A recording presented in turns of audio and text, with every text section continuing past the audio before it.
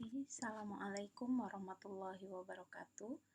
Baik teman-teman, kita lanjutkan pembahasan materi sosiometrika tentang analisis jalur atau path analysis ya.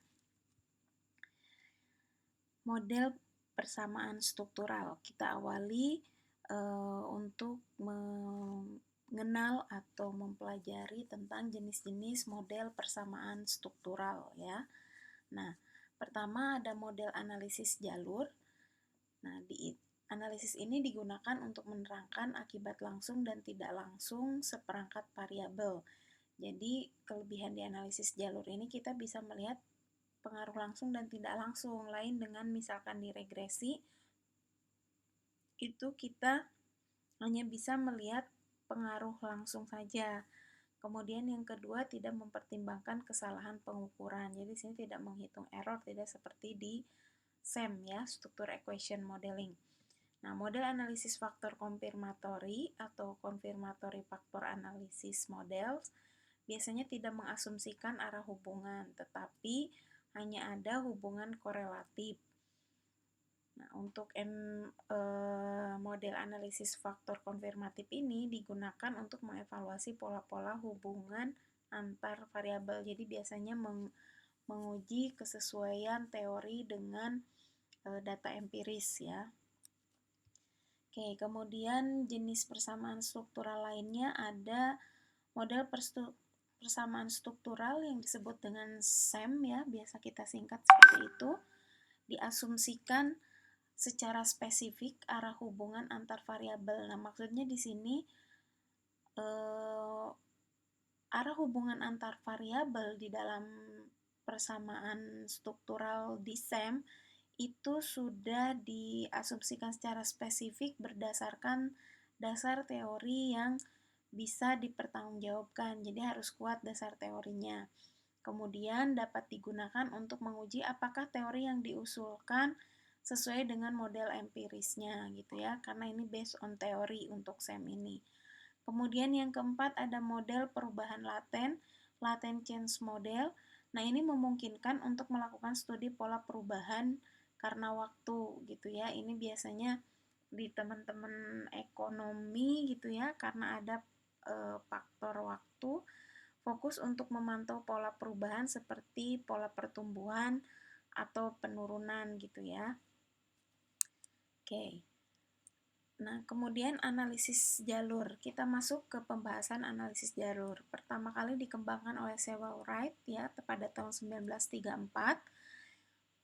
Path analysis ini merupakan perluasan dari analisis regresi yang bertujuan untuk menerangkan akibat langsung dan tidak langsung beberapa variabel sebagai variabel penyebab terhadap beberapa variabel lainnya sebagai variabel akibat ya. Nah, path analysis ini merupakan suatu metode yang digunakan untuk melakukan dekomposisi korelasi ke dalam beberapa bagian yang berbeda sebagai interpretasi dari suatu pengaruh atau efek gitu ya. Jadi nanti bisa didekomposisi, nanti ada dari satu persamaan struktural yang kompleks itu bisa dibagi menjadi beberapa bagian persamaan struktural tanpa kemudian merubah maknanya, tetapi ini bisa juga digunakan untuk menginterpretasikan dari suatu pengaruh variabel ya. Oke. Nah, korelasi antar variabel dapat diuraikan menjadi komponen struktural dan komponen non-struktural. Kemudian jenis model di dalam persamaan struktural itu ada rekursif dan non-rekursif. Kalau rekursif itu satu arah seperti halnya nanti di path analysis gitu ya. Kemudian di non-rekursif itu dua arah atau timbal balik. Kalau non-rekursif ini biasanya di struktur equation modeling. Jenis variabel di dalam persamaan struktural itu ada variabel endogen dan variabel eksogen. Nah, variabel endogen itu ada yang berperan sebagai variabel antara, ada yang menjadi variabel terikat atau dependent variabel ya. Untuk lebih jelasnya nanti kita lihat di contoh model persamaan struktural untuk path analysis ya. Oke, sebelum ke sana kita lihat manfaat dari path analysis itu apa saja. Yang pertama, penjelasan fenomena yang dipelajari. Ya, ini sama ya dengan metode analisis yang lainnya. Tentu kita ingin menjelaskan fenomena yang kita kaji seperti apa gitu ya. Kemudian yang kedua, prediksi nilai variabel terikat berdasarkan variabel bebas. Sama. Kemudian yang ketiga, faktor determinan, faktor penyebabnya, variabel bebas mana yang berpengaruh dominan terhadap variabel terikat. Nah, ini mulai keluar sebagai salah satu kunci dari peta analisis, di mana kita bisa melihat variabel bebas mana yang signifikan, yang paling dominan berpengaruh gitu ya. Kemudian yang keempat, pengujian model baik konsep yang sudah ada maupun pengembangan konsep baru. Nah, pengujian model ini bisa digunakan untuk menguji konsep yang sudah ada maupun konsep baru ya, pengembangan konsep baru. Beberapa asumsi yang harus dipenuhi di dalam pengerjaan peta analisis. Yang pertama bersifat linier ya. Teman-teman menguji dulu uji linearitasnya, kemudian dia adaptif dan normal. Kemarin adaptif itu tidak ada korelasi antar variabel ya. Oke, yang kedua hubungannya kausal satu arah. Yang ketiga variabel terikat berskala interval atau rasio. Kemudian keempat menggunakan probability sampling. Yang kelima, observed variable diukur dengan valid dan reliable. Yang keenam, model dispesifikasikan dengan benar berdasarkan teori dan konsep yang relevan. Oke, kita lihat definisi dari masing-masing variabel yang ada di dalam pet analisis ya, atau di persamaan struktural lainnya sama istilahnya, yaitu menggunakan eksogen dan endogen. Nah, variabel endogen itu adalah variabel yang dipengaruhi oleh variabel lain. Bisa dia berperan sebagai variabel antara atau variabel terikat. Kalau variabel antara berarti variabel ini berfungsi sebagai komponen penyebab dan komponen akibat. Nah, kalau dia terikat, variabel ini hanya berfungsi sebagai komponen akibat ya. Nah, variabel eksogen itu apa? Variabel yang menjadi penyebab tidak dipengaruhi variabel lain. Oke, kita lihat berdasarkan gambar ya.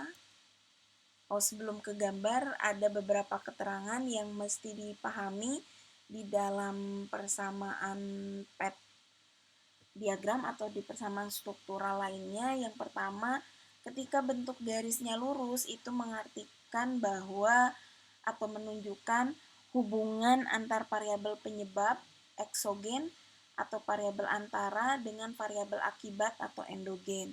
Sedangkan kalau garis lengkung dengan dua anak panah itu artinya menunjukkan korelasi sepasang variabel eksogen. Ya. Nah, terkadang ada beberapa literatur yang menyatakan bahwa panjang pendeknya anak panah menunjukkan proporsi besarnya koefisien jalur, tapi ini tidak mutlak ya. Hanya memang ada beberapa literatur yang menulis seperti itu. Oke, kemudian kita lihat contoh di sini. Nah, di sini variabel eksogen. Variabel eksogen supaya teman-teman bisa mudah mengingatnya, biasanya eksogen itu yang arah panahnya keluar ya. Dia menjadi penyebab. Nah, kalau endogen apa? Endogen itu yang dipengaruhi gitu ya, berarti yang anak panahnya masuk ke kotak si variabel tersebut untuk memudahkan memahami atau menghafalnya ya. Nah, kemudian tadi ketika berbicara variabel endogen ada yang disebut variabel antara dan variabel terikat ya. Nah, yang disebut variabel antara itu ketika dia berperan sebagai penyebab dan akibat. Nah, contohnya seperti X2, X3. Dia berperan sebagai penyebab untuk X3, X4. Sedangkan dia disebut sebagai akibat ketika dia sebagai akibat atau dipengaruhi oleh X1, ya. Nah, kemudian mana yang menjadi variabel endogen? Dia jenisnya variabel terikat. Di sini hanya ada X4 ya. Nah, hanya ada X4. Kemudian ini seperti ini tadi, garis lengkung artinya korelasi sehingga lambangnya R21. Kemudian hubungan antara X1 dan X2 dalam jalur itu P21. Atau ada juga buku yang kalau jalur dia urutannya adalah P12, itu sama saja ya. Tidak jadi masalah, yang penting adalah bahwa itu jalur yang menghubungkan X1 dan X2 ya. Oke. Kemudian karena misal kalau bertanya lagi, ya Bu gimana kalau kemudian di sini arahnya jadi X2 yang mempengaruhi X1? Ya sama saja, karena perlu diingat di pet analisis itu pet analisis itu dia satu arah. Jadi tidak mungkin ada arah bolak-balik seperti itu. Oke. Nah, kemudian hal lain yang perlu teman-teman pahami adalah ketika di variabel endogen dia akan memiliki nilai error ya. Oke. Kita lanjutkan. Nah, yang pertama ada konsep umum di pet analisis yaitu right rules. Jika suatu kondisi dapat digambarkan dengan sebuah diagram jalur yang sesuai, maka korelasi antar dua variabel di dalam diagram tersebut dapat diuraikan dalam bentuk jumlah dari jalur-jalur gabungan atau compound path yang menghubungkan kedua titik tersebut. Jadi ketika ada sebuah diagram jalur yang sesuai, maka korelasi antar dua variabel di dalam diagram tersebut itu bisa diuraikan dalam bentuk jalur-jalur gabungannya gitu ya. Nanti kita jelaskan. Nah, seperti ini contohnya, compound path mengikuti 3 aturan. Yang pertama no loop. Jadi dia tidak ada looping ya. Dikarenakan tadi dia satu arah, kemudian no going forward dan backward.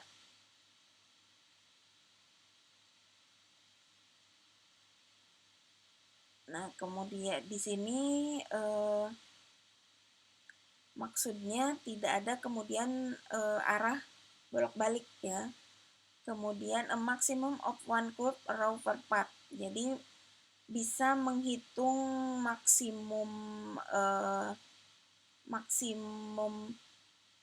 nilai maksimum dari suatu jalur ya, seperti itu. Tentunya nilai maksimum itu adalah besarnya pengaruh ya, pengaruh total dari setiap jalur yang terbentuk. Oke, kemudian koefisien jalur atau pet koefisien merupakan koefisien regresi parsial yang distandarisasi yang menunjukkan pengaruh langsung dari suatu variabel bebas terhadap variabel terikat pada suatu diagram atau model jalur. Pada model regresi dengan satu variabel bebas, maka besarnya koefisien jalur akan sama dengan nilai korelasinya. Jadi ketika kita mempunyai X1 dan X2 dan dia model regresi ya, dengan satu variabel, maka besarnya koefisien jalur sama dengan koefisien korelasinya. Nah, seperti ini, misalkan X1, X2, P21, nah maka nilai P21 ini nilainya akan sama dengan R21.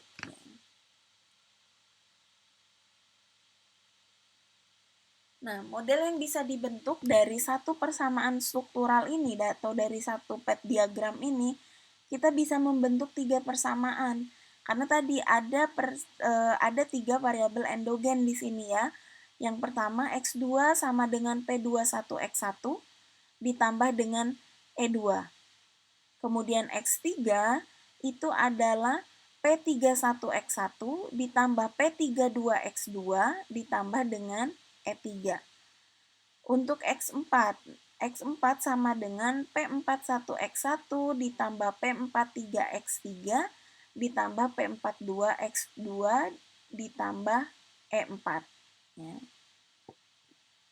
Tadi yang dibilang bahwa suatu persamaan itu bisa dilihat berdasarkan model korelasi di setiap struktur pembentuknya. Nah, maksudnya seperti itu ya. Nah, ada beberapa konsep dasar yang perlu teman-teman pahami di PET analisis sebelum kita lihat bagaimana proses perhitungan dengan pada analisis jalur ini. Yang pertama ada unsur gangguan atau disturbance term, merupakan sisaan atau kesalahan yang merefleksikan keragaman variabel yang tidak tercakup dalam model, ya, yang tadi disimbolkan dengan E. E ini menempel pada variabel endogen. Di situ adalah merefleksikan keragaman variabel lain yang memang tidak kita kaji di dalam model yang dibentuk dalam penelitian kita. Kemudian besarnya pengaruh unsur gangguan untuk suatu variabel endogen itu adalah 1 dikurangi R kuadrat. Nilai koefisien jalur untuk unsur gangguan atau tadi yang nilainya berarti PE4 misalkan ya, itu akar dari 1 min R kuadrat.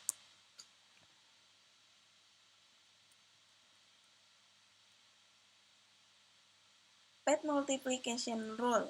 Nilai suatu jalur gabungan merupakan perkalian dari masing-masing koefisien jalur. Nah, ini beberapa konsep dasar lain yang ada di PET analisis.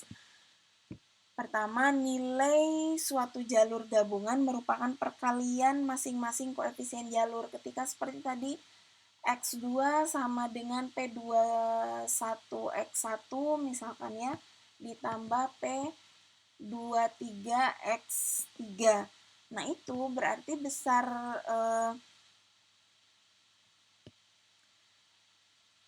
nilai suatu jalur gabungannya itu perkalian antara jalurnya ya. Coba kita lihat ke gambar sebelumnya. Nah, yang ini. Nah, ketika kita mau melihat X1 terhadap X4, maka besarnya pengaruh X1 terhadap X4 ini adalah merupakan perkalian dari setiap jalur yang dilaluinya ya. Kemudian efek dekomposisi. Koefisien jalur digunakan juga untuk menguraikan korelasi antar variabel menjadi pengaruh langsung dan tidak langsung yang digambarkan melalui panah pada diagram jalur. Dalam sistem persamaan linier, total pengaruh suatu variabel X terhadap variabel Y adalah total setiap jalur dari variabel X ke variabel Y. Nah, contohnya, PET multiplication rule. Nilai suatu jalur gabungan merupakan perkalian dari masing-masing koefisien jalur gitu ya. Nah, misalkan pendidikan berpengaruh terhadap pendapatan dan selanjutnya berpengaruh terhadap motivasi kerja. Misalkan koefisien regresi pendidikan terhadap pendapatan adalah 1000. Artinya, jika pendidikan bertambah 1 tahun, maka pendapatan akan bertambah $1000. Koefisien regresi pendapatan terhadap motivasi kerja adalah 0,0002. Artinya, jika pendapatan bertambah $1, maka skor motivasi akan bertambah 0,002 poin. Jadi, jika pendidikan bertambah 1 tahun dan pendapatan naik sebesar $1000, maka skor motivasi akan bertambah 1000 dikali 0,002. Makanya nilainya itu sebesar 0,2 poin. Ya. Kemudian efek dekomposisi. Koefisien jalur dapat juga digunakan untuk menguraikan korelasi dalam model jalur menjadi pengaruh langsung dan tidak langsung seperti digambarkan melalui panah dalam model jalur. Hal ini didasarkan pada aturan bahwa dalam suatu sistem persamaan linier, total pengaruh suatu variabel ke J terhadap variabel ke I merupakan jumlah nilai pada setiap jalur dari J ke I. Oke.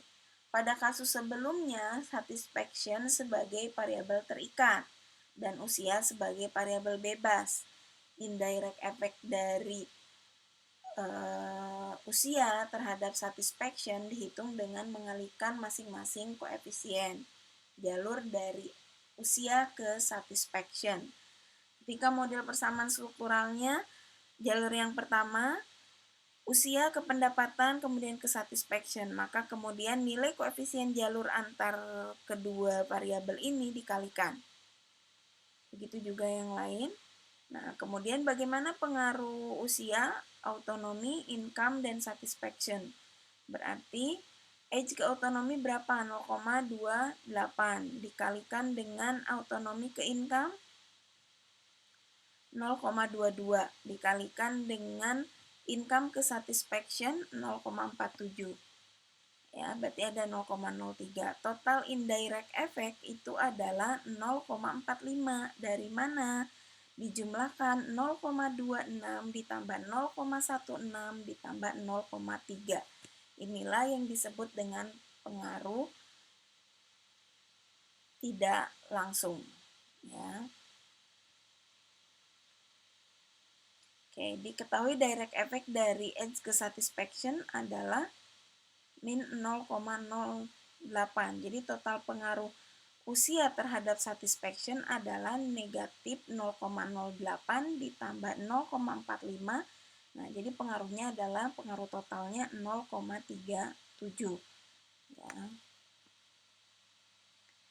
Oke, kemudian ada signifikansi dan goodness of fit dalam model jalur. Untuk menguji koefisien jalur secara individual dapat digunakan nilai uji T dan F dari output regresi. Jadi sama ya prosesnya seperti di regresi linier. Kemudian untuk menguji model jalur digunakan uji goodness of fit. Uji goodness of fit dapat dilakukan dengan memasukkan variabel beserta data yang digunakan ke dalam program model persamaan struktural. Jadi ini kalau menggunakan software ya, bisa menggunakan Lisrel ataupun software-software yang lainnya, Amos, R, dan sebagainya. Nah, kita lihat contohnya. Ada status ekonomi, kualitas SMA, prestasi SMA, dan pilihan universitas. Ya. Ini ada 3 persamaan, X2,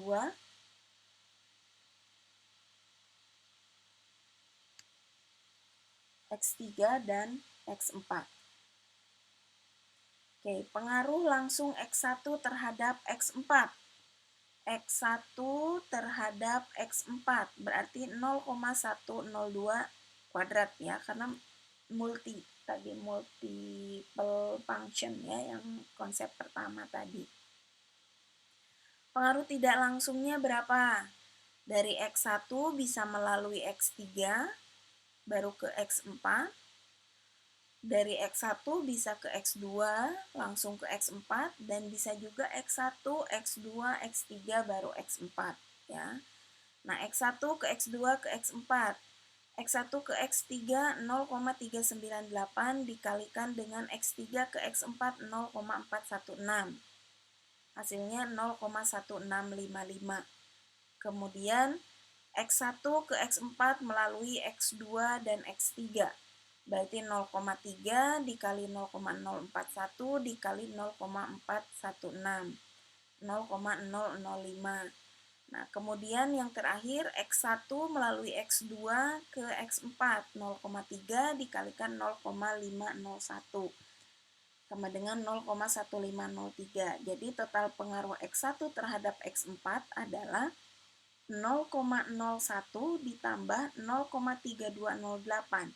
Nilai 0,3028 ini adalah penjumlahan dari ketiga jalur yang bisa dilalui X1 ke X4 ya.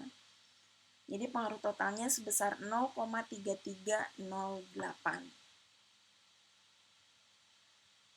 Nah, bentuk pola hubungan korelasi yang pertama korelasi ya. Pengaruh X1 terhadap X3 secara langsung melalui itu P31. Nah, pengaruh X1 terhadap X3 melalui X2 dapat disebabkan adanya korelasi. Jadi, kalaupun di sini tidak ada arah anak panahnya, tetapi di sini ada korelasi, nah ini besarnya bisa saja pengaruh X1 terhadap X3 itu melalui X2 karena antara X1 dan X2 ada korelasi ya. Kemudian bentuk mediasi. Bentuk mediasi seperti ini, hubungan X1 dan X3 melalui X2. Jadi sebagai mediasinya ini, variabel antaranya X2. Independen seperti ini. Koefisien jalur sama dengan korelasi masing-masing. Jadi kalau tidak ada hubungan, baik korelasi ataupun pengaruh di sini, maka besarnya P31, P32 ini akan sama dengan nilai korelasi 13 dan P32 akan sama dengan nilai korelasi P23.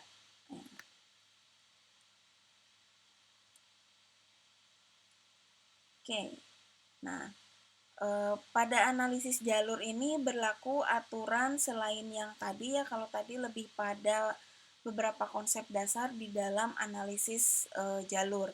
Nah ini konsep ataupun pemahaman awal yang perlu teman-teman pahami di dalam analisis jalur, yaitu ada yang disebut dengan prinsip the first law ya. RYZ sama dengan sigma PYX1 dikalikan RX1Z ya. PYX1 koefisien jalur dari variabel X1 terhadap variabel Y. RX1Z korelasi antara variabel X1 dan variabel Z. Korelasi antar variabel Z dan variabel endogen Y adalah jumlah perkalian antara parameter koefisien jalur setiap variabel yang mempengaruhi dan korelasi variabel tersebut dengan variabel Z-nya.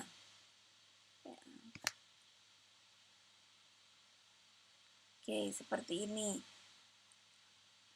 RYZ, berarti di mana RYZ? Sini ya, antara variabel Y dan Z. Berarti PYZ, PYZ, RZZ. RZZ korelasinya. Nah, teman-teman harus pahami yang ini. Korelasi antar variabel Z dengan variabel endogen Y adalah jumlah perkalian antara parameter koefisien jalur setiap variabel yang mempengaruhi dan korelasi variabel tersebut dengan variabel Z. Ya. Kan di sini berarti koefisien parameter dalam analisis jalurnya berarti PYZ dan korelasi dengan variabel Z-nya. Nah, berarti RZZ ditambah PYX2 karena yang masuk ke Y itu ada 2 Z dan Y ditambah RX2Z ditambah RX2Z ya.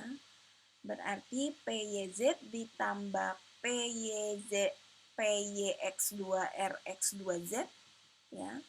Karena RZZ ini satu, korelasi satu variabel dengan dirinya sendiri itu kan satu ya. Oke, berarti RX2Z sama dengan P2Z RZZ ditambah PX2X1 RX1Z. Kalau kita melihat R2Z RX2Z berarti di sini.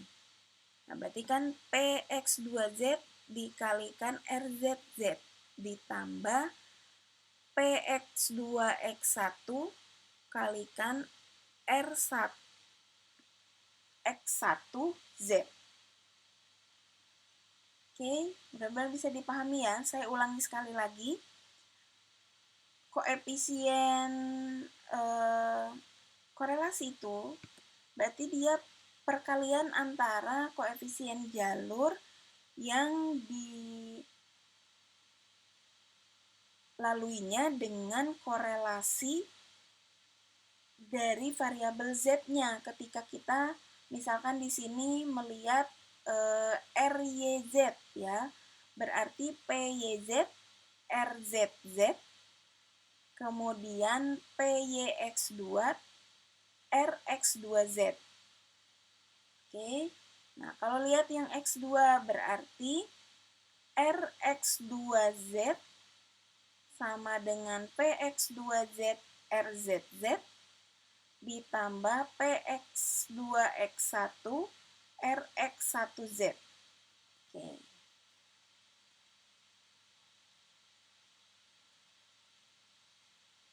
Oke, ini contoh untuk analisis jalur ya.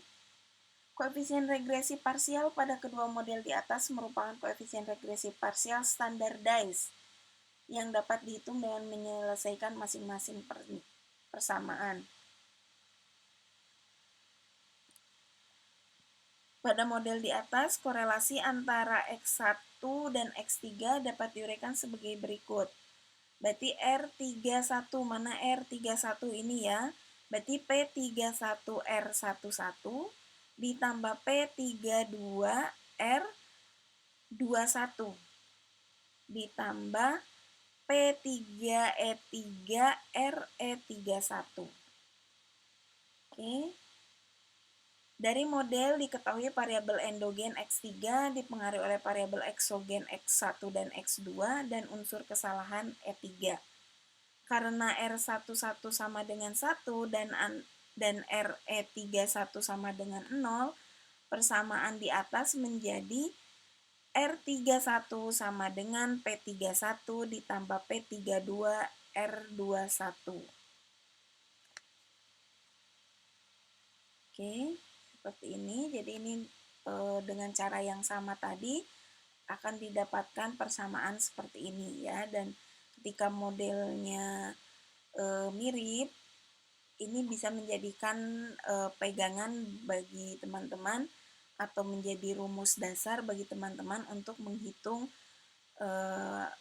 besarnya masing-masing koefisien jalur dari model yang terbentuk. Tapi tentunya dengan catatan model seperti ini ya.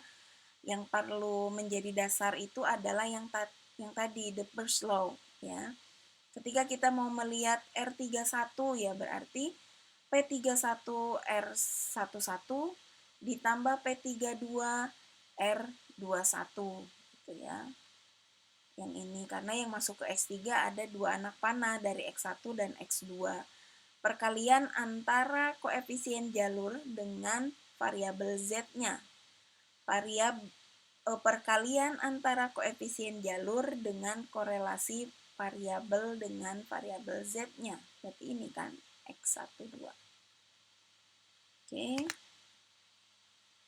Nah, ini uraiannya. Silakan teman-teman nanti bisa pahami dari sampai kemudian kita bisa mencari persamaan untuk nilai masing-masing koefisien jalur ya. Dari ini persamaan, kemudian kita rubah menjadi persamaan P31 sama dengan R31 kurang P32 R21.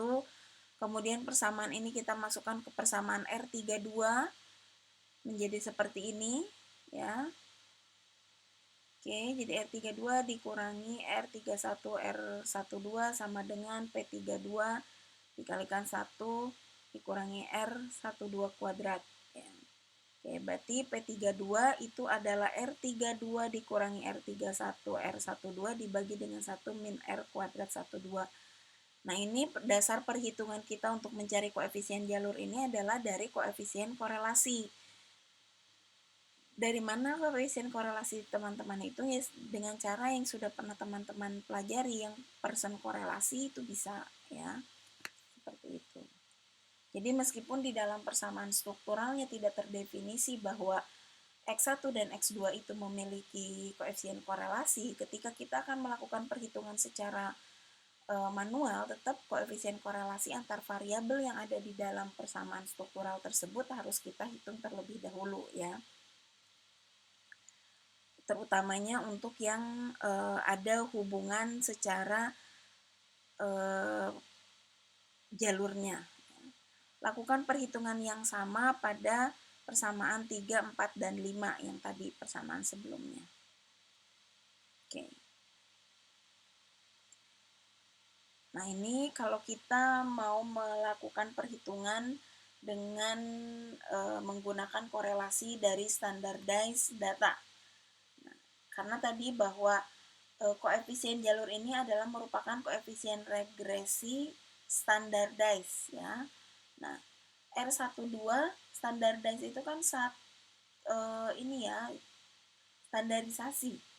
Z sama dengan X I min X bar dibagi sigma atau S besar ya. Nah, R12 berarti 1 per N kali Z 1I Z2I ya. Dari model diketahui bahwa Z3 itu adalah P31Z1 ditambah P32Z2 ditambah P3E3 sehingga didapat R31 sama dengan 1 per N sigma Z1I Z3I sama dengan 1 per N sigma I Z1I dikalikan P31Z1I ditambah P32Z2I ditambah P3E3 E31. Nah, disederhanakan menjadi P31 ditambah P32R12. Dengan cara yang sama, kita bisa peroleh R32 sama dengan P32 ditambah P31R12. Ini sama saja dengan langkah yang tadi, hanya kemudian ini dari konsep dasar bahwa koefisien korelasi ini berasal dari korelasi standardized. Nah, ini gunakan korelasi ya, penjelasan yang tadi, sehingga didapat R13 sama dengan P31 ditambah P32 R12. Z1, Z2-nya P21 Z1 tambah E2 ya. P21-nya keluar, jadi tinggal sigma Z1 Z1 per N ditambah sigma Z1 E2 per N. Oke, dapat ini kan berarti 1 ya. 1, ini 0 karena errornya. Sini standar variabel Z sama dengan 1, korelasi Z dengan E itu 0. Dengan asumsi itu maka diperoleh persamaan ini. Oke. Ini sama dengan prosesnya dengan yang tadi ya. Untuk mendapatkan persamaan R23 yang nantinya bisa menjadi persamaan untuk mendapat nilai P32. Ini persamaan yang diperoleh dari model yang tadi, R12 sama dengan P21 sampai dengan R34 ya. Koefisien jalur dari sejumlah multiple regresi, kemudian regresi dengan bentuk paling sederhana. Analisis jalur dengan satu dependen variabel ke independen yang tidak berkorelasi. Oke, ini contohnya.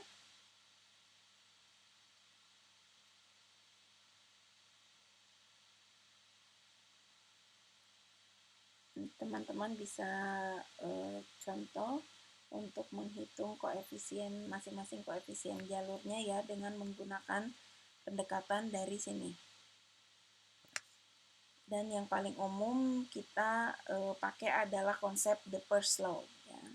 Nah, setelah didapat nilai masing-masing koefisien jalur, baru kemudian kita hitung besarnya pengaruh ya untuk masing-masing variabel endogen terhadap eksogen terhadap endogen. Oke, itu penjelasan untuk PET analisis di pertemuan ini.